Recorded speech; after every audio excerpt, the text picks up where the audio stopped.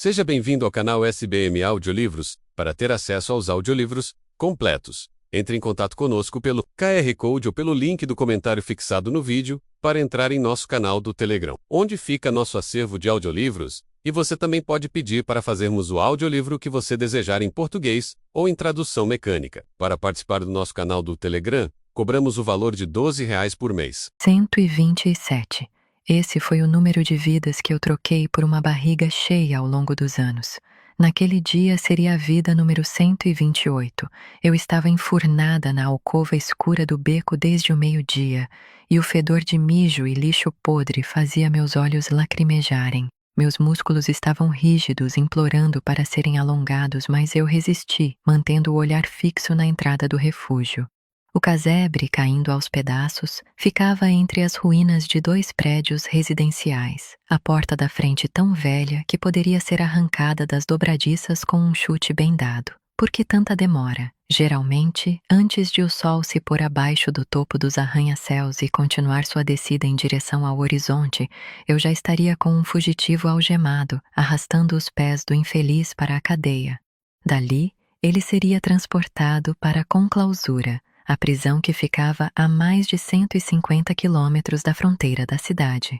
Lá, ele esperaria por seu destino, morte pelas mãos dos cidadãos de Dividium.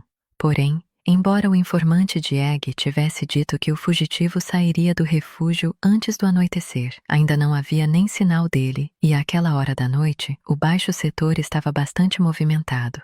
Os vendedores gritavam e empurravam carrinhos pelas ruas, tentando finalizar as últimas vendas aos trabalhadores do turno diurno ansiosos para gastar parte de seus parcos salários, enquanto figuras encapuzadas transitavam entre as pessoas na esperança de ouvir informações dignas de serem repassadas às autoridades em troca de créditos adicionais.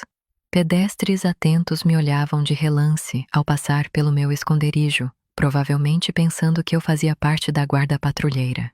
A verdade era pior que isso. Eu era uma caçadora de recompensas, uma traidora. A porta do refúgio abriu uma frestinha.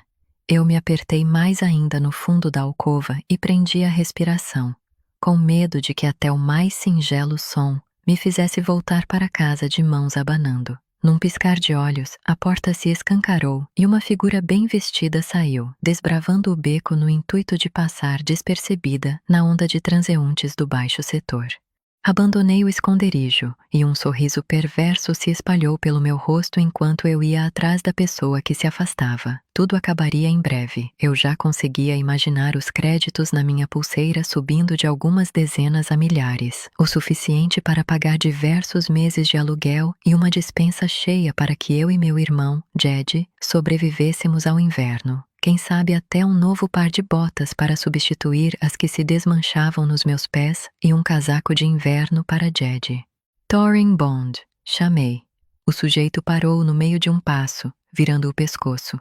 O capuz caiu um pouco, revelando uma cabeleira castanha com mechas grisalhas. Havia manchas roxas escuras debaixo dos olhos emoldurados por finas rugas. Pare! Ordenei quando ele deu mais um passo e toquei o par de algemas no cinto da calça cargo preta. Não quero te machucar. Era só uma meia mentira.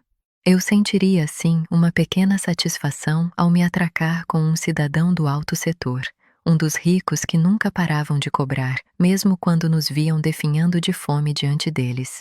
Então é só não me machucar.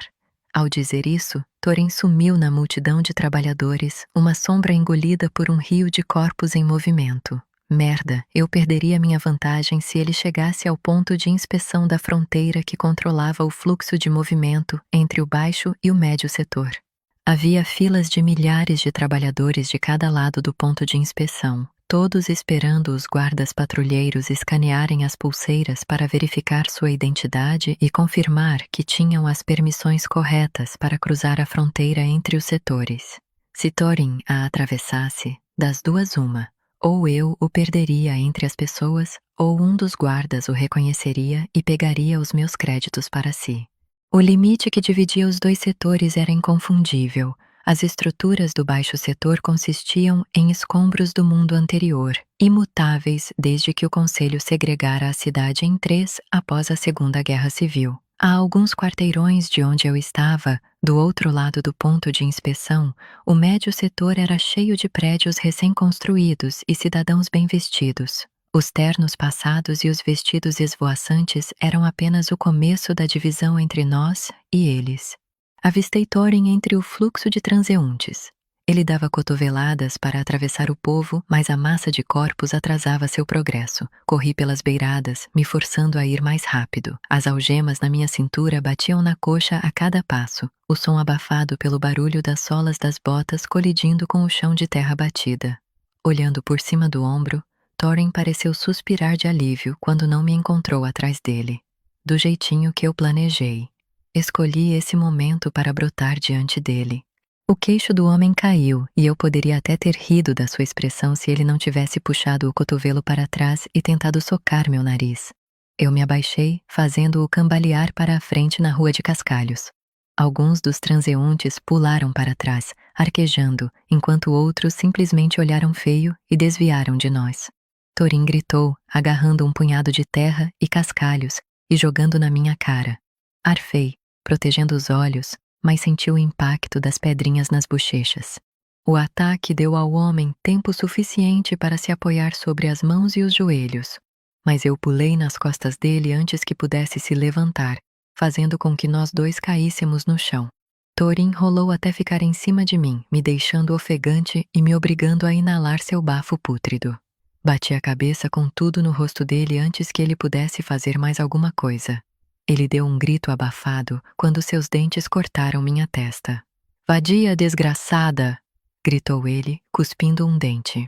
Um pouco do sangue acertou minha bochecha. "Que original!" murmurei, fazendo uma careta quando o líquido começou a escorrer pelo meu rosto. Quem dera créditos pudessem comprar inteligência. Cogitei guardar o dente de Thorin. Era costume entre os caçadores que visitavam com clausura coletar os dentes de suas vítimas para usar como pingentes ao redor do pescoço ou lascar para fazer colares de pérolas. Eu já tinha visto dentes usados como abotoaduras ou adornos em anéis extravagantes, cercados de diamantes. Eram troféus mórbidos, símbolos de status. Aqueles que não eram caçadores habilidosos chegavam a comprar dentes em mercados clandestinos para não destoar dos outros. Eu já tinha visto vizinhos arrancando os próprios dentes para vendê-los aos ricos durante invernos especialmente cruéis, em que não conseguiam pagar o aluguel ou a comida para os filhos. Thorin agarrou meu pescoço, cortando minha respiração e qualquer pensamento coerente. Eu me debati, procurando uma arma, mas meus dedos só encontraram terra. Por instinto, dei-lhe uma joelhada bem no meio das pernas antes de socar seu pescoço. Empurrei-o de cima de mim, forçando-o a ficar de barriga para baixo, e pressionei o joelho em suas costas, tentando recuperar o fôlego. Soltei as algemas do cinto e as prendi ao redor dos pulsos do infeliz. Ele cuspiu, mas conseguiu virar o pescoço até seus olhos encontrarem meu rosto. Eu não devolvi o olhar. Jamais faça contato visual. Era a primeira regra da caça de recompensas. "Tenho filhos", choramingou ele. Engoli em seco. Meus pais também tinham quando o conselho os mandou para a conclausura. A cidade de Dividium era governada por um conselho que foi formado depois da guerra, composto por 3 líderes eleitos por um comitê de representantes de cada setor. Cada conselheiro foi designado a um setor para fazer cumprir as leis. A conselheira Elder para o baixo setor, o conselheiro Bascan para o médio setor e o conselheiro Penha para o alto setor. Todos eles moravam no alto setor em casas tão grandes que podiam abrigar dezenas de pessoas. "Por favor, não quero morrer." As palavras de Thorin não passavam de um sussurro. Ele superestimava meu caráter se achava que implorar serviria de alguma coisa. "Nem eu", murmurei. Empatia não manteria Jed vivo. A massa de pedestres continuou a fluir ao nosso redor, indiferente, à prova do número de pessoas que eram presas e mandadas à conclausura todos os dias. Muitos dos visitantes mais frequentes da prisão pagavam para caçar criminosos de níveis mais baixos. Normalmente era só o que podiam bancar, mas não havia nada que os ricos amassem mais do que uma chance de atacar um semelhante. E um prisioneiro como Thorin, os caçadores do alto setor adorariam ter uma chance com ele. Meu coração tinha quase parado quando conferi a base de dados de criminosos naquela manhã, usando um dispositivo antigo de segunda mão que eu juntara créditos para comprar alguns anos antes. Um anúncio apareceu, me convidando a visitar a sede da experiência com clausura do baixo setor para discutir a compra de um plano de caçada acessível com um combo de refeições e acomodação de 2 noites em um campo nos arredores da propriedade prisional. Agende sua visita e ganhe um ensaio de fotos e uma melhoria gratuita de armas.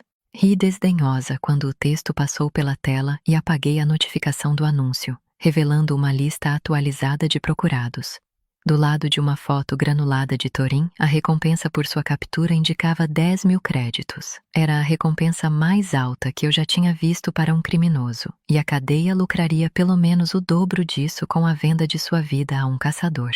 Nunca tive os fundos nem o desejo de participar de uma caçada, embora já tivesse mandado tanta gente para a prisão que me responsabilizava pela sentença de morte de muitas pessoas. Eu acreditava que a caçada era um vício, como apostas e bebidas. Dava às pessoas um senso de poder, uma percepção de controle em uma sociedade que nos reprimia com regras inflexíveis, regras que determinavam quantas vezes ao dia podíamos sair de casa.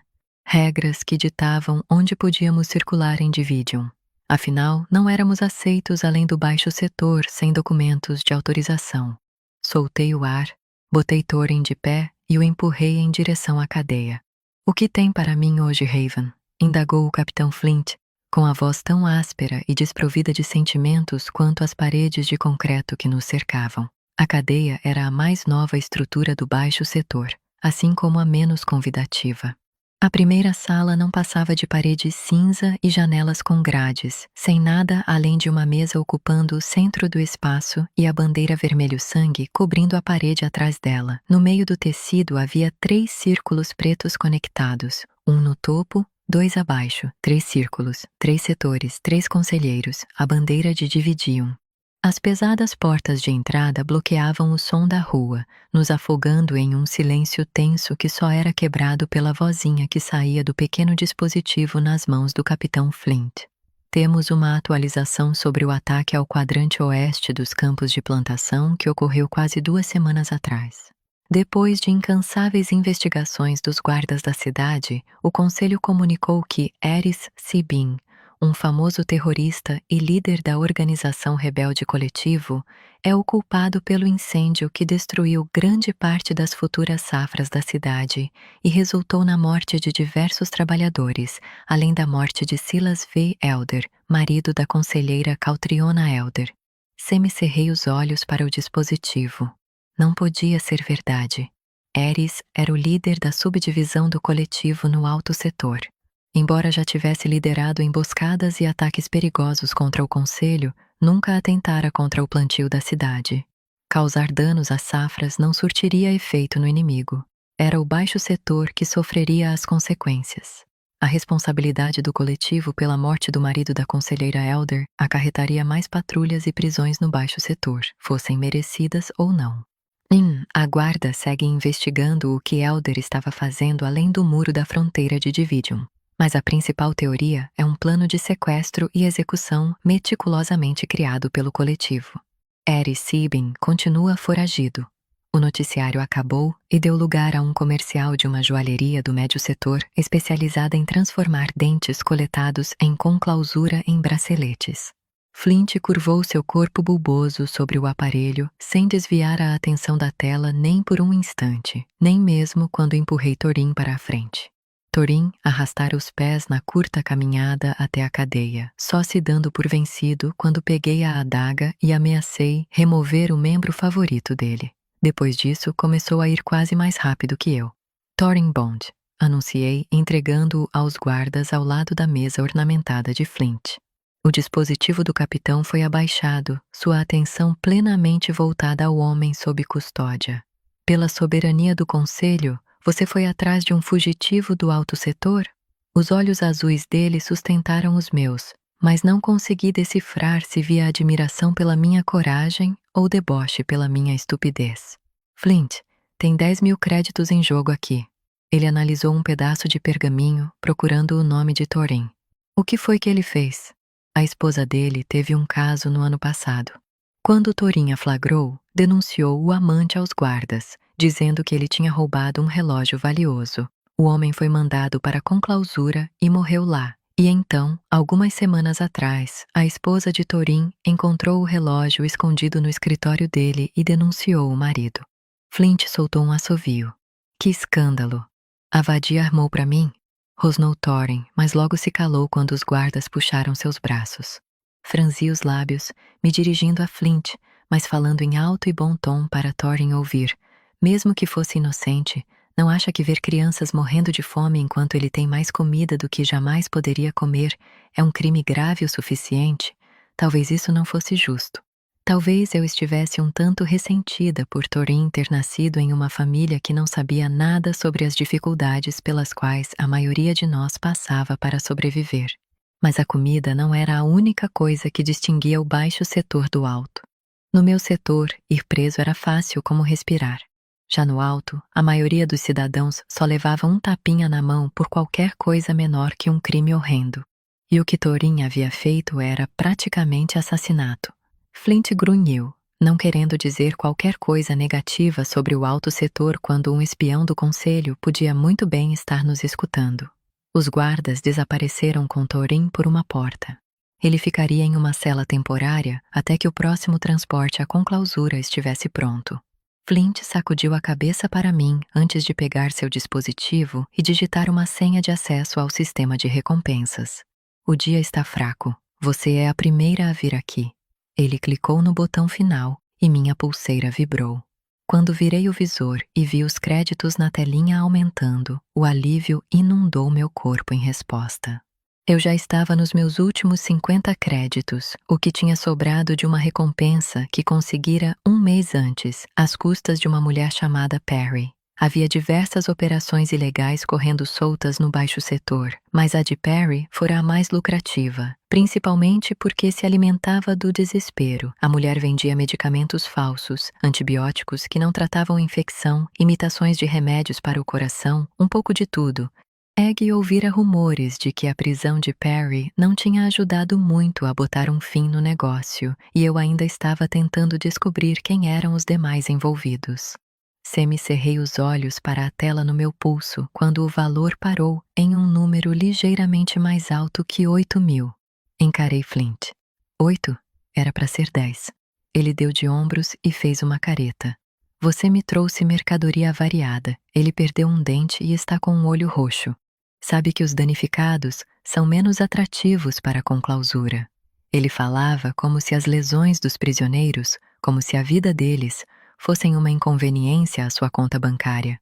Mas expressar isso em voz alta só o tornaria uma testemunha da minha hipocrisia.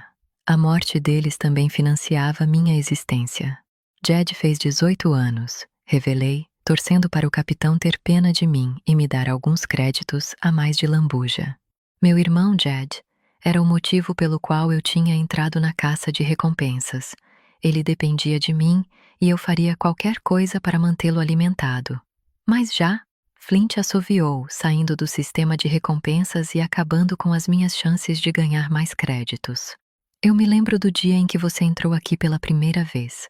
Jed tinha 11 anos na época, e eu, 16. A cadeia parecera apavorante para meus olhos inocentes. Paredes de cimento e guardas brutamontes que gritavam para as grades trancadas quando os presos ficavam alvoroçados lá dentro. O capitão Flint tinha imprimido para mim uma lista de fugitivos sem pestanejar. Saí da escola no dia seguinte e comecei a procurar meu primeiro alvo. Entretanto, apesar de todos os defeitos de Flint, eu estava em dívida com ele.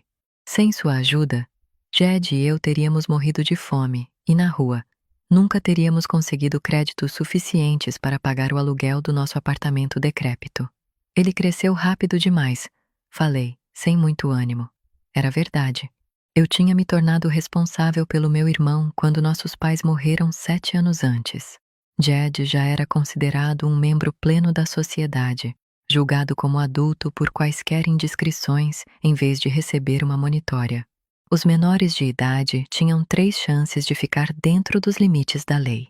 mas se obtivessem 3 monitórias, eram mandados à conclausura e selecionados como alvos de caçada, independentemente da idade. A cada crime cometido por um menor, os guardas da cidade cortavam uma linha comprida e funda no ombro do jovem com um canivete comum. As cicatrizes nos permitiam saber quantas chances cada um ainda tinha. Pensativa, cocei as 2 marcas monitoriais entalhadas no meu ombro esquerdo, cicatrizes grossas e eternamente protuberantes. É melhor você ir. Flint fez um gesto de chispa na direção da porta, já entediado e pronto para voltar ao noticiário. Ele botou os pés com meias sobre a mesa. Que o conselho te guarde. Acenei para o capitão e passei pelos guardas de vigia na entrada da cadeia enquanto murmurava a resposta esperada. Que eles nos guiem à paz eterna. Manda aí uma caneca, Vern. Não antes de você ir ver Egg, rosnou o proprietário do bar, limpando a bancada de madeira gasta com um pano oleoso. Ela tá lá no fundo com os outros. Não vejo por que eu não poderia falar com ela com uma caneca de cerveja na mão. Na verdade, a conversa seria até melhor com uma caneca de cerveja na mão. Falei, acenando a pulseira na direção dele para mostrar a tela cheia de créditos. Chamar a bebida de cerveja era um exagero, um elogio, na verdade, ao preparo caseiro que Vern produzia ilegalmente. O homem rechonchudo de cabelo espetado era dono da taverna no porão, conhecida como Taverna do Vern, desde que todo mundo se entendia por gente. Era um homem ranzinza e de poucas palavras, mas, contanto que as pessoas pagassem as suas comandas e calassem a boca quando a patrulha passava, ele não dava a mínima para as atividades insidiosas em que a clientela se engajava debaixo do conforto de seu teto com goteira. Vern escaneou minha pulseira e enfiou uma caneca na minha mão, a cerveja caindo pelos lados e molhando minha pele. Agora vai lá para os fundos, mandou ele, redirecionando o olhar aguçado ao próximo cliente disposto a gastar. Levantei a caneca em um cumprimento debochado, mas parei, semicerrando os olhos quando vi Jed descendo as escadas da taverna. Aos 18, meu irmão era feito de feições angulosas e membros magricelas, igualzinho ao nosso pai, com seu cabelo loiro, olhos azuis arregalados e uma constelação de sardas que dançavam nas bochechas marfim. Embora eu fosse 5 anos mais velha, era comum que pensassem que eu era a irmã mais nova. Eu, por outro lado, tinha herdado os traços da nossa mãe. Olhos cinza e cabelo castanho escuro comprido que caía em ondas até a metade das costas. A única característica que Jed e eu compartilhávamos era o tom de pele. "O que você está fazendo aqui?" Disparei, agarrando meu irmão pelo cotovelo e o empurrando para um canto desocupado da taverna. Era para estar trabalhando, já tá quase na hora do toque de recolher. Tô indo para lá. Jed revirou os olhos, soltando o braço da minha mão. Eu precisava fazer uma parada rápida. Na taverna? Indaguei, arqueando uma sobrancelha. Pra quê?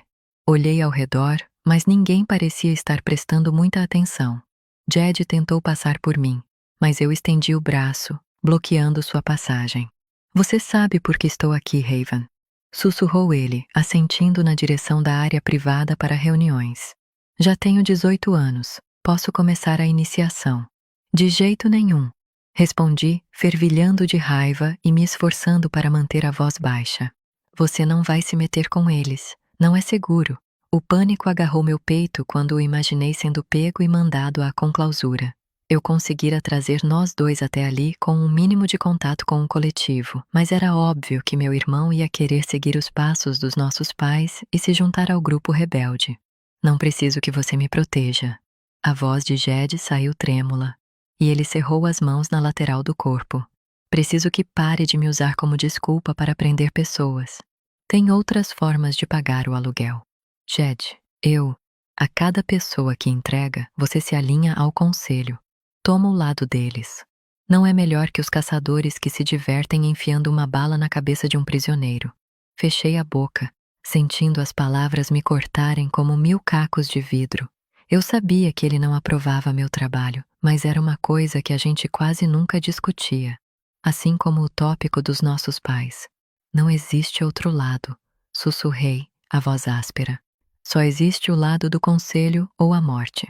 Agora está até falando igualzinho a eles.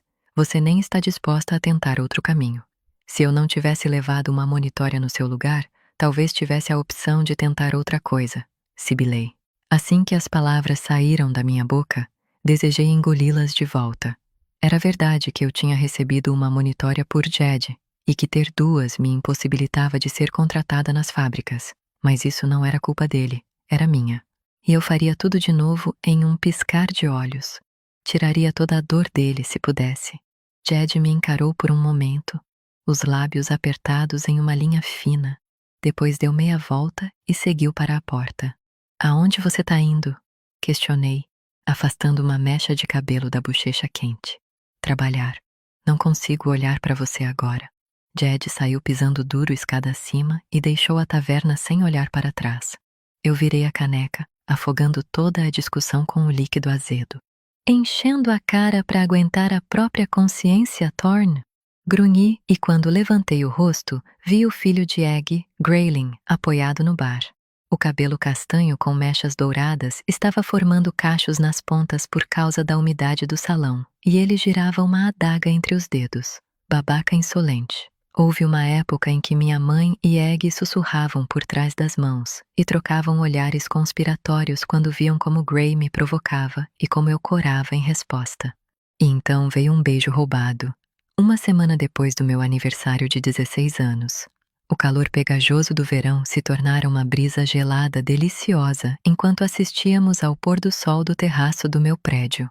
Gray tinha transformado o espaço escasso de concreto com um cobertor e com os cotocos de velas artesanais que sua mãe fazia, o brilho leve suavizando suas feições à medida que o céu ia de azul a um cor-de-rosa alaranjado, até se tornar um preto aveludado cheio de estrelas cintilantes. Gray se aproximara, os olhos esmeralda firmes nos meus enquanto segurava meu queixo. Soltei um suspiro trêmulo e quando ele encurtou a distância entre nós dois, nossos lábios se tocaram conforme cruzávamos o limite entre amizade e algo novo. No dia seguinte, meus pais foram presos. Alguns dias depois, eles estavam mortos e eu me tornei uma caçadora de recompensas para cuidar de Jed. Uma escolha pela qual Gray nunca havia me perdoado. Se todos cuidarmos uns dos outros, talvez consigamos sobreviver. É assim que eles ganham, Raven, quando só cuidamos do nosso próprio umbigo. As palavras dele começaram brandas, uma proposta. Só que quando viu que algo tinha mudado em mim, que eu faria o que fosse preciso para garantir a sobrevivência do meu irmão, e somente a dele, Gray ficou frio e distante. Era como se não me conhecesse mais, e eu não o conhecesse também. Como se todos os anos tivessem evaporado diante dos armários vazios e do aluguel atrasado. Sacudi a cabeça para afugentar a lembrança. Talvez encher a cara seja a única forma de suportar sua companhia. Gray gargalhou, abrindo um sorriso que não alcançou seus olhos verdes. Aonde Jed foi? Desviei o olhar de qualquer que fosse a emoção nadando nos olhos dele. Alguma combinação de tristeza e nojo, para examinar as pequenas cicatrizes que pontilhavam a pele bronzeada de suas bochechas e mãos. Algumas tinham desvanecido, como o longo corte na têmpora esquerda de quando ele caiu no buraco do nosso forte, improvisado em uma fábrica abandonada aos 12 anos. Outras eram tão novas que provavelmente as adquirira por causa de seu envolvimento com as missões do coletivo. Ele era alto como Jed, embora ninguém fosse descrevê-lo como magricela. Ele preenchia tanto a camisa velha que eu não precisava nem imaginar os músculos rígidos embaixo dela. Fica longe dele, Gray. Bati a caneca no bar e acenei a pulseira para Vern, pegando a cerveja que ele estava levando a outro cliente. Quando o dono da taverna me xingou, dei uma piscadinha e atravessei o lugar até chegar à porta que levava à sala dos fundos, com Gray em meu encalço. Hattie morreu na última caça. As palavras de Opal me alcançaram assim que passei pela porta, meus olhos se ajustando até eu ver que a mulher estava falando com a esposa de Egg, Loria. Precisamos mandar um substituto, se quisermos manter qualquer esperança de tirar Kit de lá. De preferência, alguém com experiência em combate, para atravessar os desertos com vida. Além das condições árduas, tivemos relatos de saqueadores roubando viajantes, às vezes até os raptando. Franzi o senho. Tentar viajar pelos desertos Era uma sentença de morte tão certa quanto a pena em conclausura. Gloria voltou os olhos para mim, levantando a mão para interromper o pau. Veio beber para esquecer dos problemas? Questionou Egg no silêncio que se seguiu. Qual era a obsessão daquela família com minha ingestão de cerveja? Egg estava sentada na ponta de uma mesa comprida, fumando um cachimbo de argila. Gloria estava à direta dela, com os braços cruzados sobre o peito. Ela apertou os olhos para mim. A maioria da outra dúzia de cadeiras ao redor da mesa estava ocupada por pessoas de diferentes idades, tirando a cadeira à esquerda de Egg e a da ponta oposta da mesa, que Gray prontamente tomou. Uma coleção de velas iluminava a sala, pintando cada rosto com um brilho laranja. Exceto pelas fábricas que funcionavam dia e noite, nosso setor dependia de velas e lamparinas a óleo após o toque de recolher, pois a eletricidade era cortada durante a noite. O baixo setor tinha o maior índice de atividade criminosa, algo que o conselho usava como desculpa para impor o toque de recolher. Eles diziam que a medida tinha a intenção de nos proteger, mas era muito mais para garantir que o médio e o alto setor tivessem o acesso que quisessem a toda a energia da fonte elétrica limitada. O baixo setor tinha a maior população, quase 100.000 pessoas, o mesmo que o médio e o alto setor juntos, mas ficávamos enfurnados na menor seção da cidade, espremidos em prédios residenciais minúsculos feito uma colônia de formigas. Nada como uma caneca de cerveja em temperatura ambiente para afastar a culpa de ter mandado mais um homem para a morte. Ergui a caneca e dei um longo gole. Além disso, Jed ia trabalhar até o amanhecer. Quando eu voltasse trôpega para o apartamento, ele não estaria lá para ver meu estado deplorável, ou para apontar ainda mais dedos. Quando meu irmão fez 18 anos, foi forçado a assumir um turno de madrugada na estação de tratamento de água. A posição pagava menos que uma merreca, mas era tudo o que havia disponível, e ele não tinha escolha até outra vaga surgir em algum canto. Ele mereceu, querida. Veio a resposta mansa de Egg, enquanto ela ajeitava as mechas grisalhas que tinham escapado da trança. Seu rosto, bronzeado e cheio de rugas, se abriu em um sorriso. Ela já sabia que eu tinha entregado Thorin. Tinha informantes por toda parte. Venha se sentar conosco. Fiz o que ela pediu, assentindo para os demais membros do coletivo ao me sentar e tirar do bolso um pergaminho dobrado, que deslizei sobre a mesa para Egg. Aqui, sussurrei para que os demais não pudessem ouvir. Tasha Vanil, mãe solo. Ela ficou desabrigada quando o prédio onde morava desabou no ano passado. Vem sendo procurada pelo roubo de algumas barras de mantimentos do mercado. Eu a encontrei fuçando lixeiras no beco atrás da estação onde Jed trabalha. Eu e Egg tínhamos um acordo. Em troca de informações sobre o paradeiro de fugitivos que haviam cometido crimes sérios, eu a ajudava a rastrear as pessoas que não mereciam ser presas, muito menos assassinadas em conclausura. O coletivo as acolhia e ajudava a escondê-las. Eu não sabia como faziam isso e nunca perguntei. Egg assentiu em gratidão, enfiando o papel no chale e falou baixinho. Vamos dar um jeito. Mas, e aí? A que devemos a honra da sua companhia hoje? Indagou Gray da outra ponta da mesa. Resolveu deixar o lado sombrio para se juntar a nós oficialmente? Vai sonhando. Eu me reclinei na cadeira, coloquei as botas em cima da mesa e observei os pedaços de lama seca caírem sobre a madeira arranhada. Só estou aqui porque Eggs disse que tinha um trabalho para mim. Um trabalho que vai pagar bem. Exceto por meu acordo com Egg, eu tendia a não me meter com o coletivo. Afinal, tinha sido o envolvimento dos meus pais com o grupo rebelde que os tinha mandado para a conclausura. E minha língua solta. Mas Egg tinha sido a melhor amiga da minha mãe, uma presença fixa na minha vida. Com o pagamento que oferecia e a recompensa que eu havia recebido por entregar Thorin, talvez eu tivesse créditos suficientes para encher a despensa e subornar o supervisor da estação de água para transferir Jed para o turno diurno. É claro, acusou Gray, como se tivesse lido meus pensamentos. Créditos são a única coisa que importa para você. Seus pais ficariam... Graylin, repreendeu Egg, como se o filho ainda fosse criança e não um homem de 25 anos. Meu rosto ficou quente à menção dos meus pais, mas eu não mordi a isca. Que mentira mais deslavada. Virei a caneca, dando mais um gole grande antes de batê-la na mesa. Eu também me importo muito comigo mesma, Gray. Ele fez menção de se levantar, mas parou quando a mãe ergueu a mão. Basta, disse ela dando uma tragada no cachimbo. Já existe violência suficiente no mundo para durar 10 vidas. Não vou tolerar mais aqui. A fumaça escapou em filetes dos lábios dela enquanto falava, me envolvendo no cheiro floral e adocicado das folhas chamejantes de raiz ferrosa que ela fumava para conter a dor nas juntas. Graylin aqueceu e fechou a boca, mas isso não o impediu de olhar feio na minha direção. Falando em violência, passei o olhar pela mesa, reparando que um rosto estava ausente. Não era para Ares estar aqui hoje?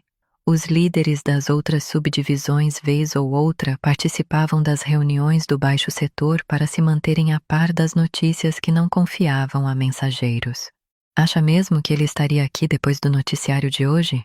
As palavras de Gray saíram pesadas com condescendência. Então é verdade? Eu nutrira a esperança de que fosse outra pessoa, de que Ares não tivesse chegado ao ponto de destruir comida. É verdade a parte de que a plantação foi queimada, falou Egg, os lábios curvados para baixo nos cantos. Mas não conseguimos entrar em contato com ele para confirmar o suposto envolvimento. Alguns membros do coletivo acreditam que foi o conselho quem deu a ordem do incêndio. Meu queixo caiu. O conselho? Mas por quê? Para incriminar o coletivo, óbvio, respondeu Gray. A opinião pública sobre nós mudou nos últimos meses, intercedeu Loria. A nosso favor. Os recrutas no programa liderado por Gray conseguiram distribuir dezenas de mantimentos adicionais e fizeram questão de avisar que cada um vinha do coletivo. O grupo de Zael e Opal reformou uma das fábricas abandonadas para colocar um teto sobre a cabeça de novas famílias. Os cidadãos passaram a nos atrelar a ideias de segurança e proteção. Sacudi a cabeça. Uma coisa é o conselho querer voltar para as boas graças do povo, mas destruir comida é outra história. Já estamos passando fome. E Silas Elder morreu naquele incêndio. Por que eles permitiriam que isso acontecesse? Não sabemos se o conselho de fato está por trás do incêndio, insistiu Opal. É apenas uma teoria. Eles prefeririam que morrêssemos de fome a pensar que poderíamos sobreviver sem sua soberania, rebateu Gray. E nada poderia fazer as pessoas nos odiarem mais do que acreditar que destruímos a comida. Justo, mas isso ainda não respondia à minha pergunta sobre Silas Elder. Voltamos a discutir isso depois, interrompeu Loria, lançando um olhar firme na minha direção antes que eu pudesse fazer mais alguma pergunta. Egg já tinha falado demais na minha presença para o gosto da esposa, ainda mais considerando que eu sempre tinha me recusado a me juntar à causa. Qual é o trabalho, Eggs? Indaguei, mudando de assunto e cortando a tensão no ar.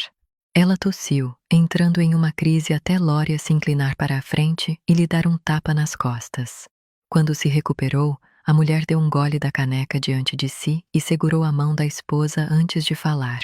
Preciso que você intercepte as comunicações da conselheira Elder, sobretudo as cartas que ela tem enviado para um contato em conclausura. Por um momento, o único som no cômodo veio de Graylin, esfaqueando a mesa com a adaga repetidas vezes. Dei risada. Perdeu o juízo? Eu me afastei da mesa e fiquei de pé. A única coisa que eu queria mais do que créditos era que o conselho nunca soubesse da minha existência. Me mandariam direto para a conclausura. Só se te pegarem, respondeu Egg. A conselheira Elder não compartilhou informações sensíveis com nenhum dos nossos agentes que adentraram seu círculo interno. Ela sabe guardar segredos, mas manda mensagens frequentes a alguém em conclausura. E todas as comunicações escritas são enviadas no transporte diário com os novos enclausurados. Então você só precisa encontrar uma maneira de pegar a carta dela no veículo. Por que ela manda comunicações escritas? Franzi o senho, a pergunta escapulindo contra a minha vontade. Por que não manda mensagens codificadas pelo dispositivo? Gray sorriu. Um dos nossos recrutas no círculo interno de Elder conseguiu hackear a plataforma secreta de mensagens do Conselho. Não conseguiu ver muita coisa antes de ser barrado pelo sistema, mas Elder tem se comunicado com conclausura por cartas desde então, enquanto a equipe fortalece a segurança. Sacudi a cabeça. Isso era... Eu não havia me dado conta de que o coletivo tinha conexões tão importantes. Ainda assim, não havia a menor chance de botar o meu na reta com um plano tão arriscado. É importante, Raven, falou Egg, baixinho, como se lesse meus pensamentos. Minha fonte na colônia do norte disse que a conselheira Elder tem estado em contato com os líderes deles, insistindo para que permitam que ela e sua equipe visitem o local. Por quê? Repeti, minha racionalidade mitigada pela curiosidade. Diz ela que é para estudar o crescimento do plantio deles e ver se tem alguma coisa que os cientistas podem aprender para otimizar as safras. A terra ao redor de Dividium estava morrendo. Quando eu era pequena, minha família não se preocupava muito com comida. Até onde eu me lembrava, não havia fartura, mas eu raramente ia para a cama com a barriga vazia. Só que já fazia 10 anos que algo tinha mudado. O solo se revoltara, algum efeito colateral adormecido da radiação que a Terra recebera durante a guerra. Atualmente, as safras relutavam a crescer, a despeito das tentativas dos cientistas e fazendeiros mais experientes de driblar o solo infectado. À medida que a comida se tornava mais escassa, os preços disparavam e nós chegávamos mais perto da fome extrema.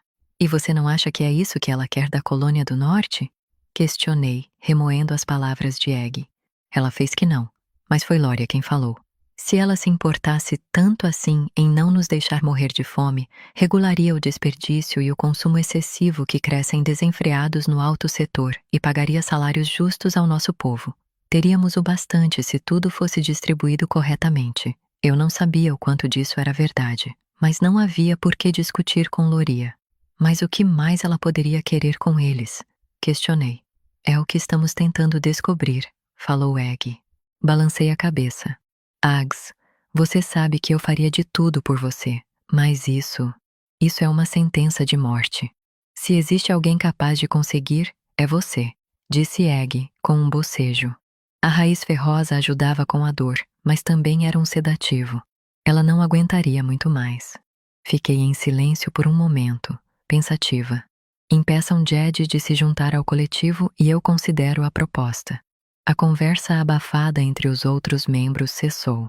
Gray deu uma gargalhada sem humor e abriu a boca para falar, mas Lória o fulminou com os olhos e ele se calou. Raven, disse Egg balançando a cabeça. Ele é adulto. Você não pode protegê-lo para sempre. Jed precisa tomar as próprias decisões. É a única oferta que você pode me fazer. Isso e os créditos. Raven, começou Egg, mas suas pálpebras já estavam pesadas. Precisamos de um tempo, interrompeu Lória, assentindo na minha direção. Agora vá, conversamos amanhã. Eu estava sentada no bar, na metade da minha terceira caneca de cerveja, quando os pelos da minha nuca se eriçaram. Virei no banco, examinando o ambiente até encontrar a fonte da sensação. Um homem sentado em uma cabine escura no canto, me encarando descaradamente. Ele era jovem, tinha talvez 1 ou 2 anos a mais que os meus 23, todo trajado de preto. A pele negra clara do rosto estava barbeada e não tinha manchas, e ele havia prendido o cabelo escuro e comprido em um nó ao qual muitos dos homens de Dividium aderiam. Algumas mechas rebeldes escapavam do laço que prendia o cabelo, e ondas suaves ladeavam as maçãs do rosto altas e a mandíbula definida. Embora a camisa escondesse os braços e os ombros largos, o tecido apertado sugeria que ele tinha um trabalho fisicamente exigente. Meus palpites eram carpinteiro, fazendeiro ou alguma das outras profissões que davam aos cidadãos acesso ao mundo para além das paredes de Dividium, sob os olhos atentos dos guardas da cidade, é óbvio. Afastei o olhar, considerando que talvez tivesse superestimado a intensidade da sua mirada. No entanto, cada vez que virava na direção dele, seus olhos ainda estavam fixos em mim. Desci do banquinho, levando a mão ao cabo da adaga presa na coxa, e atravessei a taverna. Mais clientes tinham chegado desde que eu falara com Egg nos fundos, e precisei dar cotoveladas para abrir caminho, enojada pela sensação de pele suada na minha. Os olhos do rapaz permaneceram impassivos, como se minha abordagem não o surpreendesse nem um pouco, embora seus lábios se repuxassem em um sorrisinho. Isso só me deixou mais desconfiada. Dei um último passo e me sentei à mesa com ele, tão próxima do homem que nossos ombros se tocaram, e então ergui a adaga para que ele visse a ponta afiada. Abri a boca, mas um grito irrompeu pelo espaço antes que eu pudesse falar. Apaguem as luzes. A patrulha está a 60 segundos daqui. Em poucos instantes, as lamparinas foram apagadas, lançando a taverna na escuridão. Os grupos de clientes arruaceiros se calaram, e a artista cansada tocando o violão interrompeu sua música no meio de um acorde. Instalada na cabine velha e surpreendida pela repentina perda de visão, pressionei a adaga com firmeza no homem ao meu lado. Ele soltou uma risada baixa e grave que arrepiou meus braços, mas não disse nada. Seu hálito quente preencheu o ar ao meu redor, forte com o perfume de folhas de hortelã e hidromel. Do lado de fora, as botas dos guardas patrulheiros pisotearam o chão de cascalho, a luz de suas lanternas passando pelas janelas sobre nossa cabeça e formando sombras dançantes nas paredes do porão. E então, com a mesma rapidez com que vieram, eles foram embora. Os funcionários iluminaram o estabelecimento de novo. A musicista retomou sua melodia melancólica e o lugar restaurou seu estado costumeiro de caos barulhento. "O que você quer?" perguntei ao sujeito. Ele passou os olhos pelo meu rosto lentamente, sem pressa, parando nos meus lábios por um segundo a mais que o necessário antes de fazer contato visual. Seus olhos eram como mel em brasa, contornados por cílios grossos. "Isso", falou ele com um sorriso, mas de preferência, sem sua adaga me cutucando. "Isso", repeti, arrastando a palavra na língua e arqueando uma sobrancelha. Murmurou ele. Uma mulher linda e perigosa encostada em mim no banco. Ele estava mesmo flertando comigo? Meu rosto esquentou. Uma noite de caça de recompensa seguida por um pedido de egg para que eu interferisse nas comunicações do conselho tinham me tirado dos eixos a ponto de identificar o homem como uma ameaça sem pensar duas vezes. Mas talvez ele não fosse. Vai ver, era justamente a distração que eu procurava. Ignorei minha responsabilidade e deixei meus olhos percorrerem o corpo dele, assimilando a costura cuidadosa das roupas. Pareciam novas, sem uma mancha sequer à vista. Não havia remendos cobrindo os cotovelos ou os joelhos gastos, e quando olhei para baixo da mesa, vi um par de botas impecáveis. Fazendeiro ele não era então. "Você não é daqui", adivinhei, semicerrando os olhos. "Médio setor? O que está fazendo aqui?" "Eu ia encontrar alguém, mas ele não deu as caras", falou o homem, olhando ao redor da taverna. "Conheço a maioria das pessoas que vêm aqui. Quem você está procurando?" Ele me encarou com atenção por um momento, rolando os lábios como se ponderasse os méritos de me contar seus segredos. "Eris Sibin." Eu me forcei a não reagir. "É amigo seu?" "Preciso acertar algumas contas com ele." Ergui uma sobrancelha. "Você arranjou dívidas com Eris?" "É mais tolo do que eu pensava." "Você o conhece?" "Já ouvi falar." "Ele está aqui?" questionou o homem, mal respirando. Fiz que não, minha mente ecoando as palavras de Gray de mais cedo. "Acha mesmo que ele apareceria aqui depois do noticiário de hoje?" O rosto do rapaz desmoronou, mas seus lábios abriram um sorrisinho. "Que pena. Mas eu diria que sua companhia é um prêmio de consolação generoso."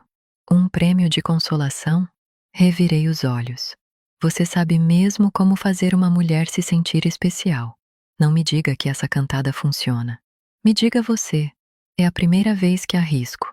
Ele bateu a perna na minha debaixo da mesa e o ar ficou preso na minha garganta.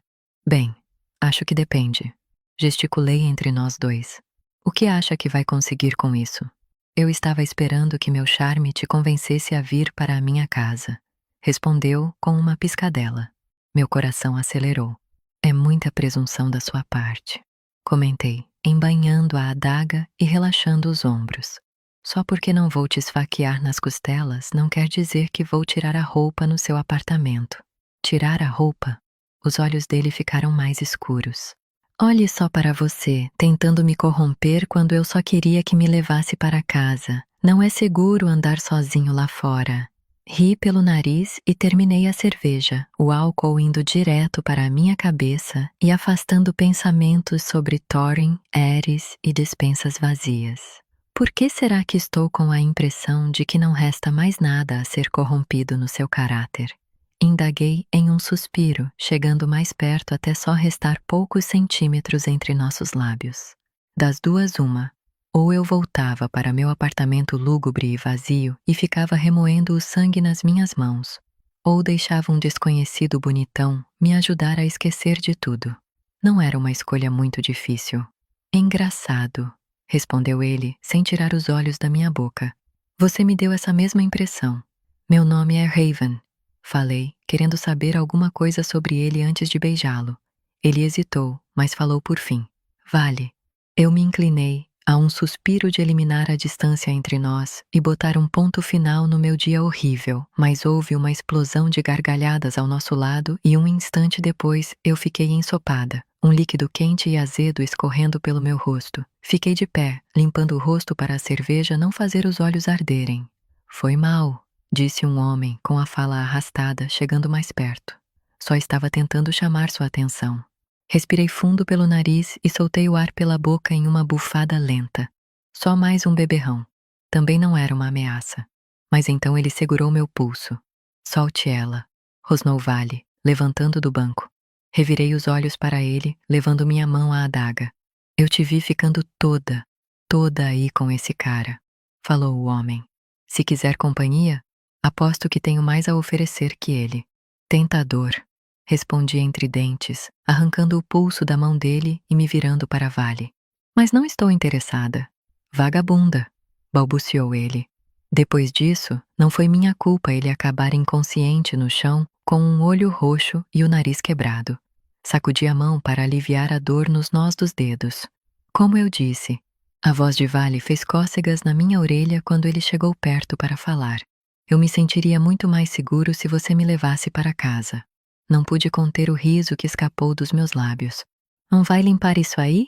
Gritou Vern quando me viu olhando para a saída. Falador hoje, hein, Vern?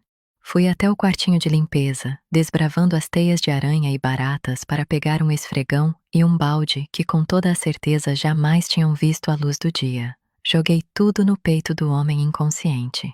Já, ele acorda. Faz ele limpar a própria bagunça. Vern grunhiu. Mas eu já tinha gesticulado para Vale. Subi os degraus depressa e saí para a cidade adormecida. O toque de recolher do baixo setor entrou em vigor. Os cidadãos não devem sair de casa sob quaisquer circunstâncias até o amanhecer. Quem for encontrado nas ruas será preso imediatamente. A voz monótona da conselheira Elder ressoou dos alto-falantes repetidas vezes, interrompendo o silêncio das ruas. Falta muito? Questionei. Já fazia muitos minutos que estávamos andando no escuro, bem próximos dos prédios e examinando as sombras para garantir que não havia nenhum guarda-patrulheiro por perto. Meu coração retumbava no peito e só naquele momento, enquanto seguia um desconhecido em um beco escuro, eu me dei conta da minha burrice.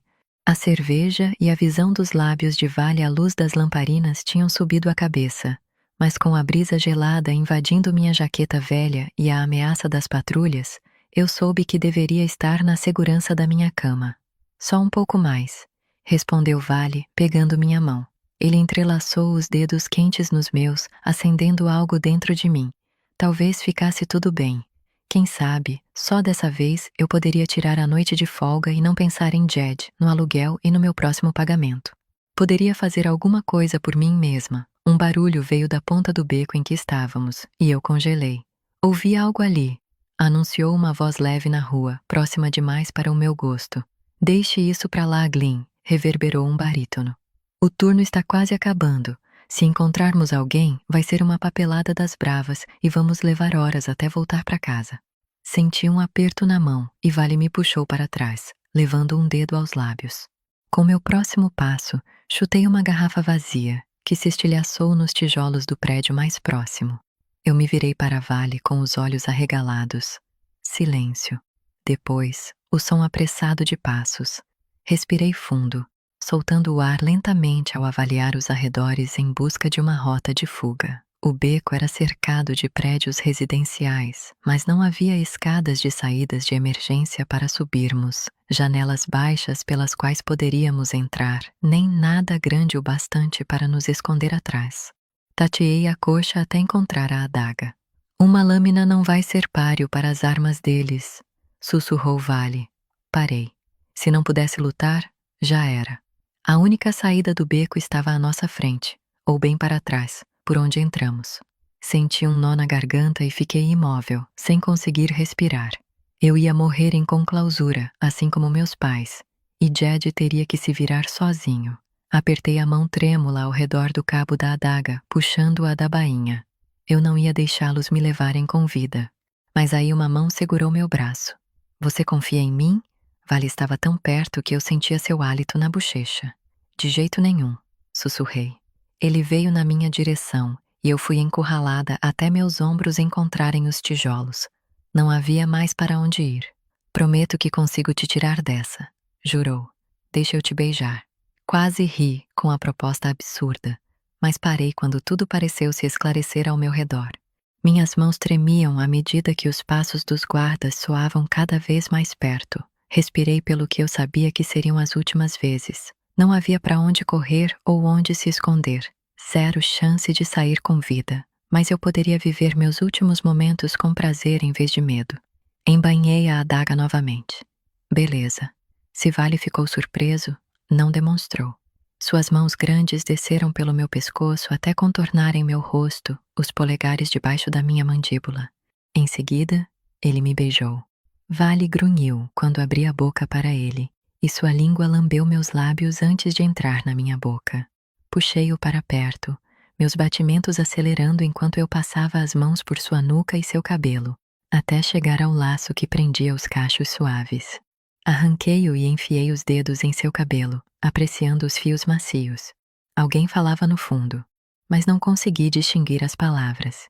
A adrenalina preencheu minhas veias, o medo se misturando com o desejo conforme eu me perdia em Vale, beijando-o mais intensamente, inalando-o. Deslizei a mão por baixo da camisa, alisando os músculos de seu abdômen. Um calor se acumulou no meu ventre e eu soltei um gemido baixo. Em resposta, ele mordeu meu lábio inferior. Cuidado, passarinha, grunhiu ele. Vai me fazer esquecer que não estamos sozinhos aqui. Eu já tinha me esquecido. Uma lanterna cortou a escuridão, me cegando por um momento. De frente para a parede e mãos para o alto. Não se mexa, sussurrou Vale, passando o polegar pelos meus lábios ainda abertos. Em seguida, ele se virou para os guardas, bloqueando da vista quase todo o meu corpo com o seu. Eu disse pra... repetiu o guarda. Eu ouvi, interrompeu Vale com a voz baixa. Ele estava fazendo algo com as mãos que eu não conseguia ver, dobrando as mangas para mostrar algo no pulso, um relógio ou a pulseira, ou... Vale. É melhor obedecer. Pedi, usando seu corpo para esconder meus movimentos dos guardas enquanto libertava a adaga mais uma vez. Vão te machucar. Mas ambos os guardas tinham se calado e a lanterna saiu de cima de nós. Pedimos desculpas. Estão liberados. Congelei, sabendo que devia ter ouvido errado. Só que os dois guardas já tinham dado meia volta e saído praticamente correndo. Fiquei encarando as costas de Vale, embasbacada. A náusea revirou meu estômago quando percebi o que eu tinha feito. Quem tinha beijado. Porque só havia uma coisa que impediria alguém do baixo setor de ser preso após o toque de recolher. Só falei 1 minuto depois, quando os passos dos guardas tinham sumido e Vale finalmente se virou para me encarar. Você é um guarda. As palavras saíram trêmulas dos meus lábios, embora eu soubesse que estava certa. Vale não tinha demonstrado nem sombra de medo enquanto os homens corriam na nossa direção. Ele era um dos capachos do conselho, e eu o tinha beijado. Minhas mãos tremularam ao redor da adaga com o impulso de esfaqueá-lo. Foi só a lembrança de Jed que me fez embainhar a arma de volta. Algo do tipo. Ele fez careta para o que quer que tivesse visto nos meus olhos. Eu me afastei e meti um soco na cara dele. Ouvi um estalo e um grunhido, mas saí correndo antes que pudesse ver a reação. Quando cheguei no meu apartamento, o prédio estava escuro, a eletricidade desligada por causa do toque de recolher. Cambaleei escada acima com o início de uma dor de cabeça martelando a parte de trás do crânio e enfiei a mão no bolso para pegar as chaves. Chacoalhei a maçaneta quebrada, virando-a no único ângulo que aceitaria minha chave. Mas em vez de encaixar na tranca, a porta se abriu sem resistência e eu precisei agarrar a moldura para não cair de cara no piso rachado da cozinha. Jed tinha se esquecido de trancar a porta. Olhei ao redor, percebendo que nada parecia fora do lugar, pelo menos essa sorte naquela desgraça de noite. Fui trôpega até a cama sem me dar ao trabalho de trocar de roupa. Acordei algumas horas depois no colchão encaroçado com uma enxaqueca martelando minha cabeça. Pelo menos eu pensei que fosse uma enxaqueca, até ouvir Egg batendo à minha porta e gritando para que eu levantasse.